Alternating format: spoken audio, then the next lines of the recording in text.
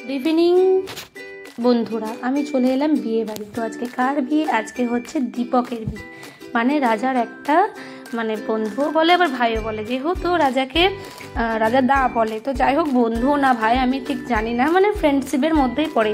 তো এখানে গণপতি বাপ্পা মৌরিয়া, এটা হচ্ছে আমার বেশ ঠাকুর, সবারই যে একটা একটা করে চয়েস থাকে ঠাকুরের, সেটা হচ্ছে আমার গণেশ ঠাকুর।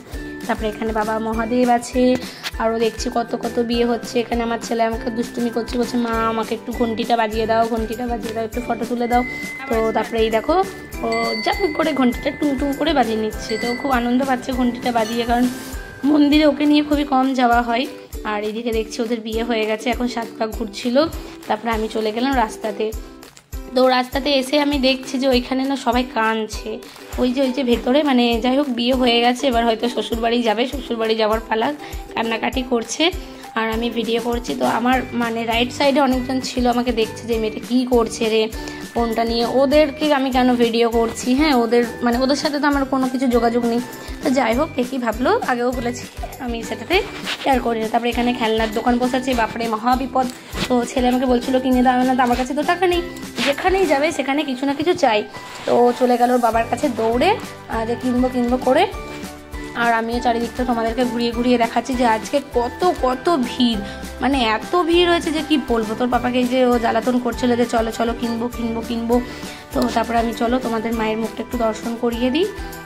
তো এটা হচ্ছে পিয়ালা কালীবাড়ির মা, তো জয় মা। তারপরে এই যে হচ্ছে গোপাল, আমাকে নিয়ে হাসাহাসি করছিল, বলছিল হ্যাঁ তুমি খুব বড় ব্লগার হয়ে গেছো, সারাক্ষণ ব্লগ করে বেড়াও, ঠিক আছে, মানে আমাকে নিয়ে ঠাট্টা করছে। তো আমি একটাই কথা বলবো যে আজ না হতে পারলেও একদিন তো নিশ্চয়ই হবো। 50 বছর আমার যখন বয়স হবে, এখন তো সবে 24, 50 বছর যখন হবে তখন আমার ঠিক আর কিছু না কিছু হয়তো করতে পারবো, এটা আমার মনের জোর।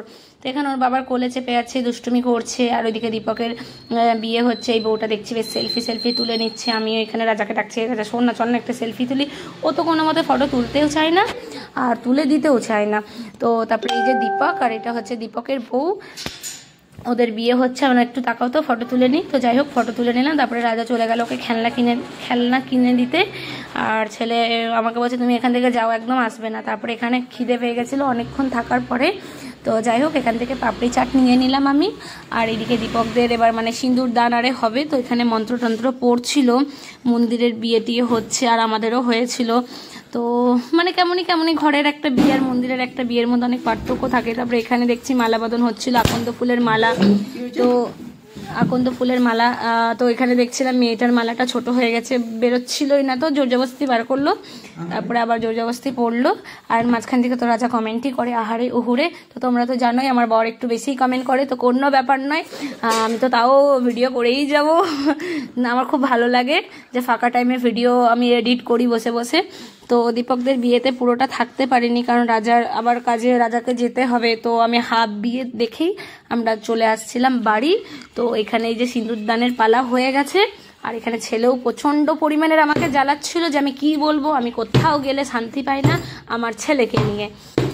তো যাই হোক সিঁদুর পরলে মুখটা কি সুন্দর লাগে। তো এখানে বউটাকেও সুন্দর দেখতে লাগছিল, আর দুজনকে বেশ মানিয়েছে কি মানায়নি তোমরা অবশ্যই কমেন্টে জানিও। আমার তো খুব ভালো লাগলো, কারণ ভালোবাসার মানুষটা দুজনাকে ভালোবাসা যে কাছে পেয়েছে, এটাই আমার কাছে সব থেকে বড় কথা। আর এইখানে হচ্ছে আমার ছেলে যে ছাইগুলোকে নিয়ে খেলছে, দুষ্টুমি করছিল, আর কিছু বলার নেই। তো আমি এখানে দীপকদের পেছনে চলে গেলাম, রাজাকে বললাম ফটো তুলে দিতে, এরকম নিজের মতন তুলে দিয়েছে। তো এখান থেকে আর আমরা যেহেতু থাকলাম না, চলে যাচ্ছি বাড়ি। তো আমার ব্লগটা কেমন লাগলো অবশ্যই কমেন্টে জানিও। সবাইকে টাটা।